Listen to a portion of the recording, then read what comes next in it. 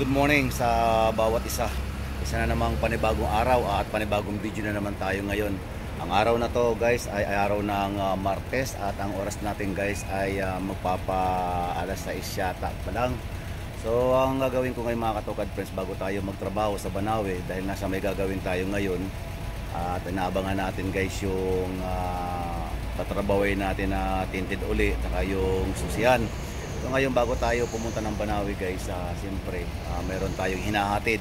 So yun, maghahatid muna ako ngayong oras na to. So kailangan natin na suportahan yung ating mga kids para makapag-aral, makapag-tapos sa kanilang pag-aaral.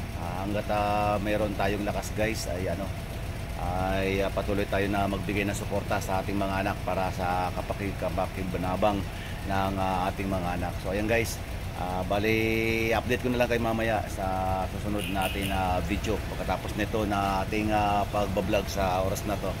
So yun. At yung anak ko nga pala nag-aaral guys sa may sa NTC doon sa may sa malapit doon sa may Minjula. So ayan guys. Sana kayo yung bata na yun kanina pa. Baka malit siya guys sa sa eskwelahan nila. Mayroon pa naman sila guys na na exam ngayon. So kailangan talaga na mabigyan talaga ng suporta ang mga anak natin sa pag-aaral.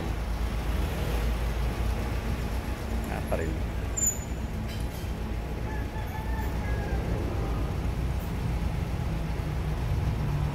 Yun nga mga katokat pa habang nag-aantay tayo sa ating sa aking anak, nais ko sana na makipagkwentuhan sa inyo guys kasi kahapon nakakatuwa naman kasi nakapagtrabaho tayo ng tinted. So sa Diyos ang papuri sa mga pasasalamat sa mga trabaho na nagagawa ko kagahapon.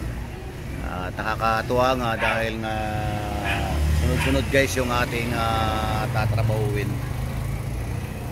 Madilim pa rin talaga guys, sorry sa madilim na record kasi siyempre alas 6 pa lang o alas 6 pa lang yata ito guys. So pasado na alas 6, madilim pa talaga.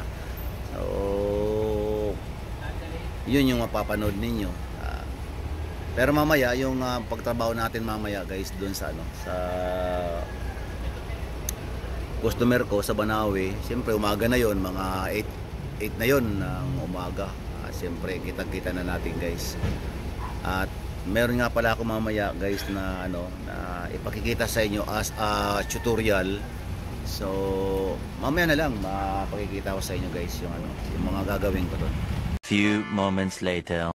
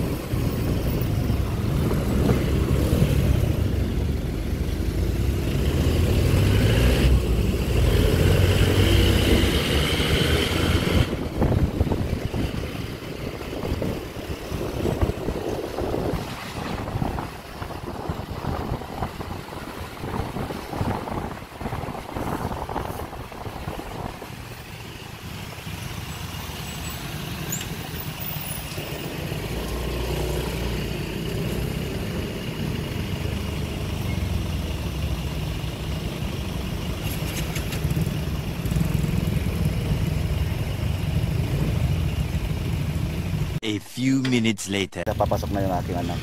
Yan. Nandito yan guys sa may NTC. So God bless you anak. Pagbutihin mo ang pag-aaral mo.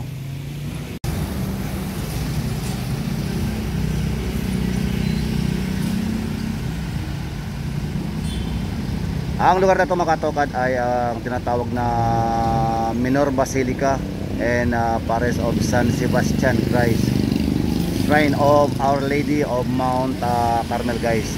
Yan. Di San Sebastian to guys. Yung mga nakikita ninyo guys.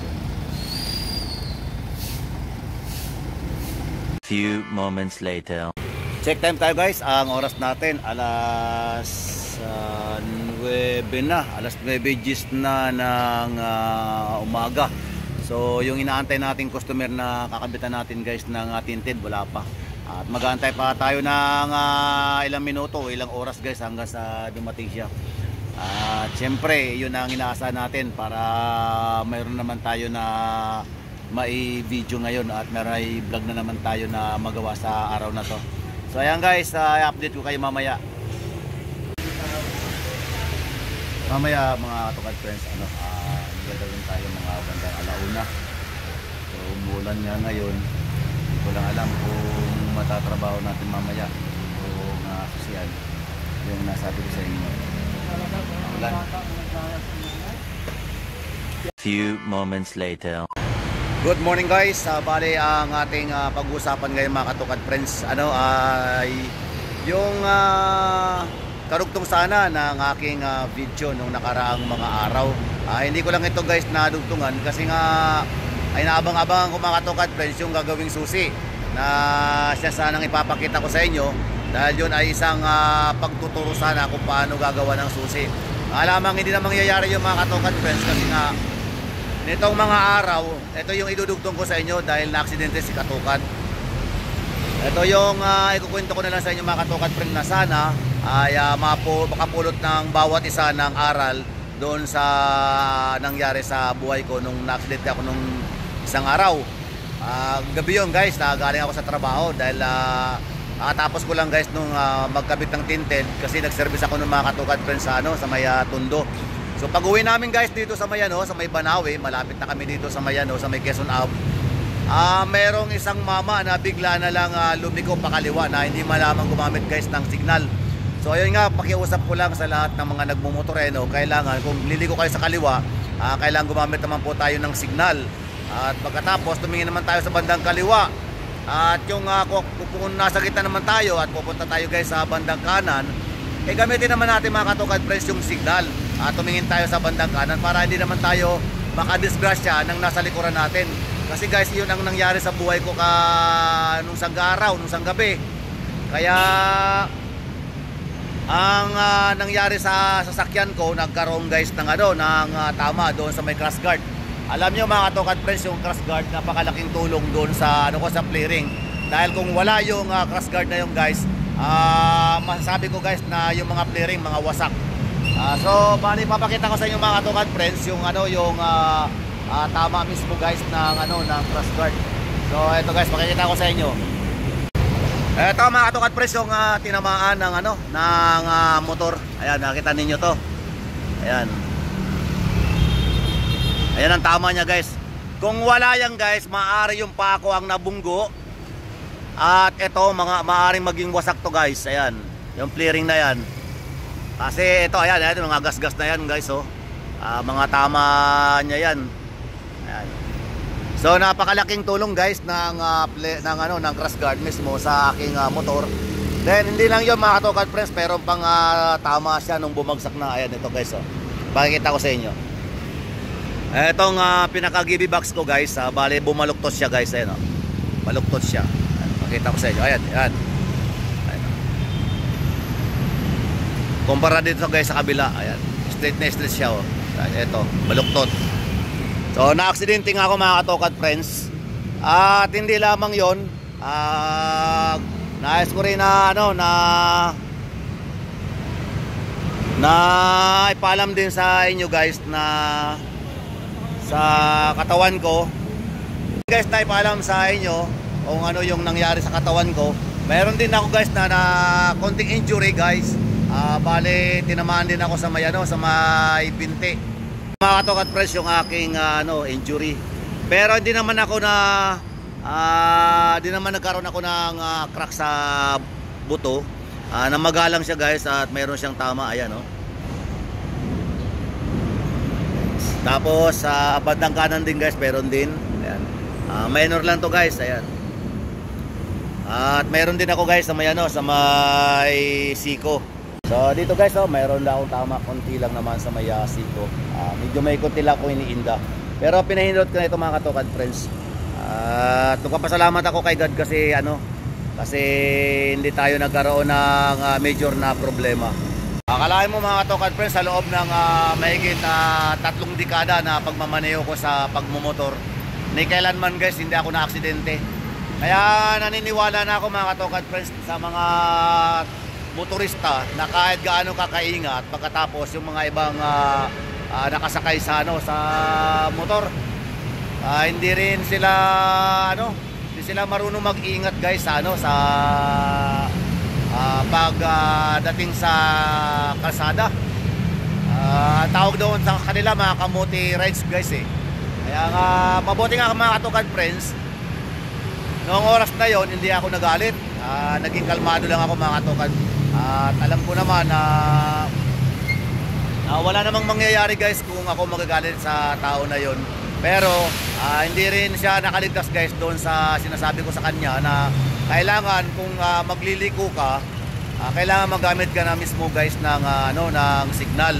Kahit sa lahat ng pagkakataon, sa lahat ng oras, kapag nagbabiyahe ka, lagi kang alerto at tumingin ka naman guys sa sa kaliwat kanan bago ka tumawid. Kasi napaka-importante mga katokat friends eh. Maaari ka naman lumingon kaagad sa kaliwat sa kanan mo kung gusto mo naman talaga na maging safe ka guys sa sa pagta-travel. Mahirap kasi mga katokat, katulad nga na nung sa akin na ako nagkaroon ng konting injury, siya walang injury kasi nga siya yung may dahilan kung bakit nangyari sa akin yung mga ganun. Kaya sana naman hindi naman dapat hindi na dapat mangyari uli yung mga ganung bagay. Bagamat hindi natin maiiwasan, pero ayun, sinasabi ko lang, pinapaabot ko lang sa lahat ng mga motorista, sa lahat ng mga nagmumotor. Maging maingat naman po tayo sa ating pagmamaneho kahit paano.